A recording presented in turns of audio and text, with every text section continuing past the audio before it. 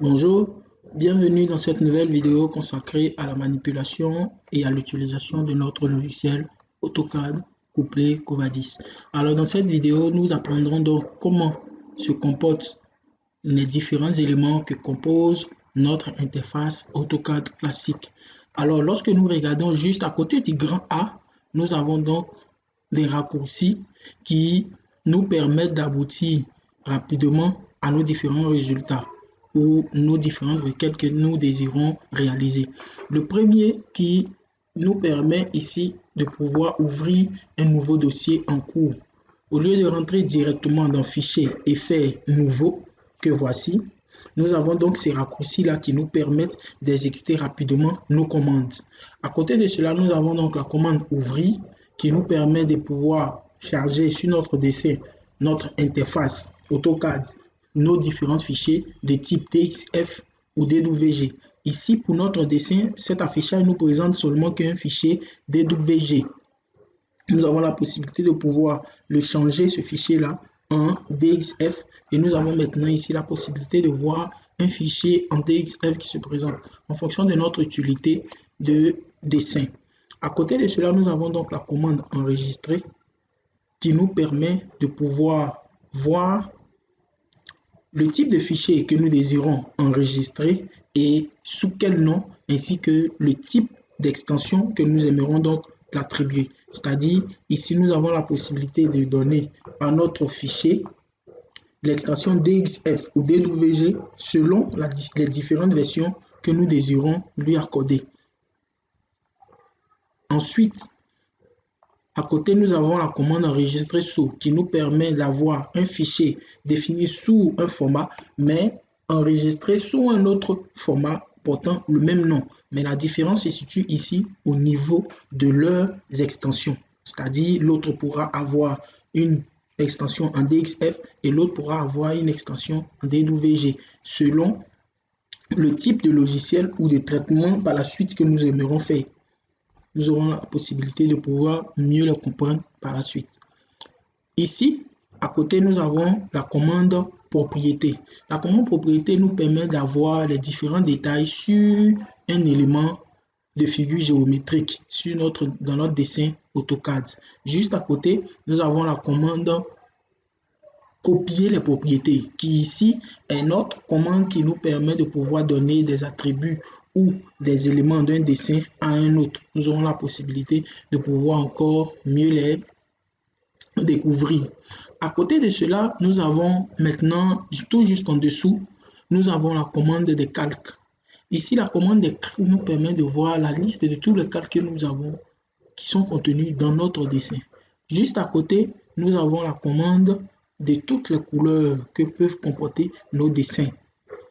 Lorsque nous cliquons sur sélection de couleurs, nous avons ici une panoplie de couleurs que nous pourrons utiliser selon notre désir. À côté, nous avons donc cette commande-là qui nous permet de définir le type de ligne que nous aimerons voir dans notre dessin. Et juste à côté, nous avons maintenant ici le type d'épaisseur de ligne que nous aimerons donc accorder ou attribuer à notre dessin en fonction de nos désirs.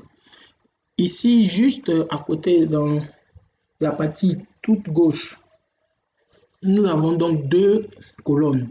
Et les premières colonnes ainsi que la deuxième colonne renferment différentes commandes les plus usuelles que nous utilisons lors de nos différents traitements de données sur notre logiciel AutoCAD, avant de pouvoir les mêler à d'autres utilisations de commandes dans le module Covadis. Alors ici, nous allons donc jeter un coup d'œil sur la première commande de la première colonne, qui est la commande ligne, qui nous permet de définir différentes lignes selon le désir de dessin que nous aimerons avoir. Voilà. Ici, nous voyons que ces lignes sont toutes distinctes une à une. Ici, nous avons la possibilité de les sélectionner distinctement ou de les utiliser selon notre désir. Et ici, elles ne toucheront en rien la forme ou la nature des autres lignes, car elles ne sont pas toutes liées. Donc, en dessous d'elle, nous avons donc la commande droite qui est, elle, très rare d'utilisation. En dessous d'elle, nous avons la commande polyligne qui nous permet de définir la même chose que la commande ligne, mais cette fois-ci de manière uniforme. Lorsque nous sélectionnons notre dessin, nous voyons que ici tout est sélectionné de manière uniforme. Juste en dessous, nous avons donc la commande en polygone. Polygone qui nous permet de définir quel type de ligne nous aimerons donc, quel type de figure que nous aimerons donc dessiner. Ici, elle nous demande combien de côtés vous voudrez composer notre polygone. Notre polygone ici, nous décidons d'avoir 4 côtés. Et lorsque nous tapons 4 entrées contenues dans un dessin, nous disons ici, inscrit dans le cercle, oui. Et nous faisons ceci. Et nous avons donc une figure ayant 4 côtés. En dessous d'elle, nous avons donc la commande HU qui nous permet de pouvoir mettre des couleurs sur notre dessin. En dessous, nous avons la commande région qui, elle, permet de pouvoir avoir en forme unifiée différentes figures qui sont faites à partir de la commande ligne. Si nous prenons ici la commande ligne et que nous définissons une figure de ce genre, voilà. Lorsque nous prenons la commande région et que nous sélectionnons les différents éléments lignes distinctes que compose notre figure et que nous faisons entrer, nous avons donc notre dessin qui est donc reconstitué mais de façon unique. À côté d'elle, nous avons les différentes commandes comme la commande texte qui nous permet d'apporter des textes à notre dessin en fonction de nos désirs et l'utilité de notre dessin. À côté d'elle, dans la commande cotation de la deuxième colonne, nous avons donc ici différents types de cotations que nous pourrons avoir sur notre dessin. Où la première nous permet d'avoir ici la cotation de manière perpendiculaire sur la ligne, et celle-là, celle qui est en dessous, permet ici d'avoir une cotation de manière oblique sur la ligne. Ces deux elles ne sont toutes deux pas les mêmes parce que elles nous donnent différentes appréciations.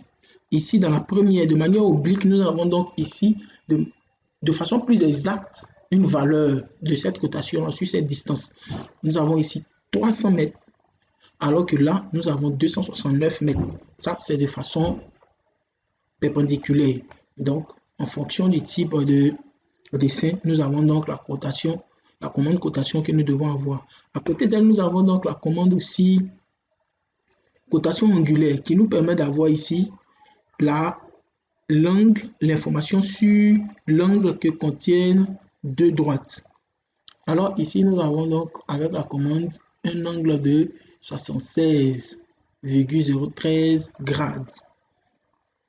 Nous basculons maintenant venant de l'autre côté, dans l'autre colonne unique, qui est ici la commande de modification que nous avons pu avoir en faisant clic droit sur notre partie grise AutoCAD et ensuite modification. La voici qui est partie. Lorsque nous faisons clic droit AutoCAD et nous venons dans modification, elle revient là, modification. Et la voici donc qui se présente. L'autre, j'avais cliqué sur modélisation. Nous parlons ici de modification.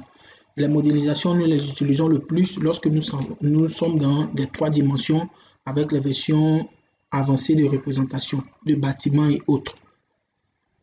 Alors ici, la première commande est la commande effacer qui nous permet tout juste d'effacer un élément que nous ne désirons plus avoir sur notre dessin.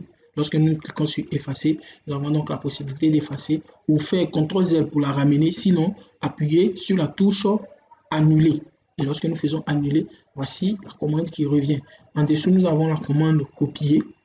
Copier qui nous permet d'avoir le même dessin, mais positionné dans un autre endroit, c'est-à-dire ici, copier, que nous faisons depuis cette ligne vers ici, avec notre dessin initial qui reste en place. En dessous, nous avons le miroir, qui a la possibilité de pouvoir reproduire le même dessin suivant un axe. Ici, je dis miroir, je prends la commande miroir et je définis maintenant là et là. En définissant cette droite, on nous demande est-ce que vous voulez effacer l'objet source? Nous disons non, c'est-à-dire garder toujours le premier objet. Nous disons non. Et voici maintenant que nous avons donc un miroir qui est donc fait. À côté d'elle, nous avons donc la commande déplacer, déplacer qui, elle, une fois que nous sélectionnons notre dessin, nous permet de pouvoir déplacer notre dessin sur toute notre interface de dessin en enlevant notre dessin à partir de sa position initiale. Ça veut donc dire que si nous déplaçons ce dessin de ce côté, nous n'avons donc plus un dessin à la position de là où nous l'avons enlevé. Elle est donc le contraire de la commande copier. À côté d'elle, nous avons la commande ajuster. Ajuster qui ici nous permet de pouvoir couper un dessin en fonction d'un autre dessin ou couper une droite en fonction d'une autre droite. De manière plus générale, elle permet de diminuer, de rétrécir un objet en fonction d'un autre. Si nous prenons la commande ligne, ici et que nous définissons ce trait, par rapport à notre commande ajuster, lorsque nous prenons ajuster ici, nous avons donc la possibilité d'ajuster ce dessin à partir de ce côté. Alors lorsque nous cliquons sur ce bouton, nous avons donc la possibilité d'ajuster. Et ici à côté, nous avons maintenant le contraire qui est la commande prolonger, qui est ici une commande qui nous permet de pouvoir allonger une droite ou un objet. Lorsque nous cliquons sur ce trait et que nous désirons donc le prolonger, que nous faisons entrer, voici, en cliquant maintenant sur le premier trait ajuster, nous avons la possibilité donc de prolonger ce trait. Nous avons en même temps la possibilité de pouvoir simultanément effectuer ces deux commandes en sélectionnant tout le dessin compris et sélectionnant la première commande, soit ajuster, et nous cliquons sur ajuster ici, ajuster là, ajuster ici. Nous avons donc la possibilité de pouvoir, elles toutes, les reconstituer en cliquant, en pressant ou maintenant la touche, la flèche qui indique vers le haut, qui est au-dessus de notre commande, de notre touche contrôle qui est sur notre clavier. Et donc, en pressant cette touche, nous pourrons donc prolonger nos différents éléments que nous désirons donc avoir à prolonger. Voici donc l'utilité des différentes commandes ajuster et prolonger. Et en dernier, nous avons donc la commande dans la partie modification qui est la commande exploser. Exploser ici qui nous permet de ramener un dessin uniforme en différents éléments, lignes distincts, qui est ici. Si nous voulons l'appliquer, nous avons notre dessin et lorsque nous sélectionnons notre dessin et faisons entrer avec la commande exploser, nous avons maintenant notre dessin qui est fait de lignes distinctes, une différente des autres. Si nous voulons reconstituer notre dessin ici explosé en dessin uniforme, c'est-à-dire avec une polyligne, nous aurons seulement qu'à appeler la commande région et que nous sélectionnons les différentes parties qui composent notre dessin et faisons entrer. Nous avons donc notre dessin qui est reconstitué.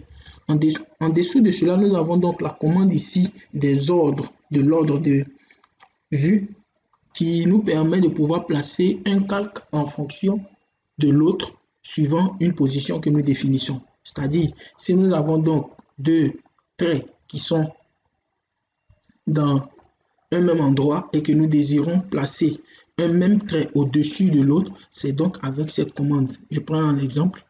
Si je définis une ligne sur cette partie, nous avons donc une première ligne et une deuxième ligne qui est faite avec la polyligne. Alors si je sélectionne cette partie et que je la mets en couleur rouge et que j'augmente ici l'épaisseur de ligne là, à partir de la valeur 0,60, nous voyons donc que cette partie en épaisseur de ligne est donc en couleur 0,60 ici. Voilà. Et si je vais la mettre en dessous, je la sélectionne et je fais mettre en dessous. Voici donc que notre dessin ici polyligne est au-dessus. Comment? Parce que si je viens avec mon curseur et que je sélectionne cette partie, j'ai donc ma polyligne faite qui est en dessous au-dessus de notre dessin. Je peux mettre donc au-dessus ici. Et lorsque je sélectionne, je suis donc au-dessus. Je peux donc mettre aussi ce même dessin en dessous en sélectionnant notre dessin et faisant en dessous. J'ai donc la possibilité ici de mettre en évidence mon premier trait mis en couleur rouge. Voilà donc les amis, généralement présenter l'interface classique de notre dessin AutoCAD qui marque ici le début de notre formation. Et dans la suite des vidéos, nous aurons maintenant à découvrir, nous aurons par la suite l'occasion de découvrir comment est-ce que se présente l'affichage de notre dessin AutoCAD couplé cette fois-ci au logiciel Covadis pour donc la suite de notre vidéo et faciliter notre apprentissage. Merci d'avoir suivi cette vidéo et à bientôt pour d'autres vidéos.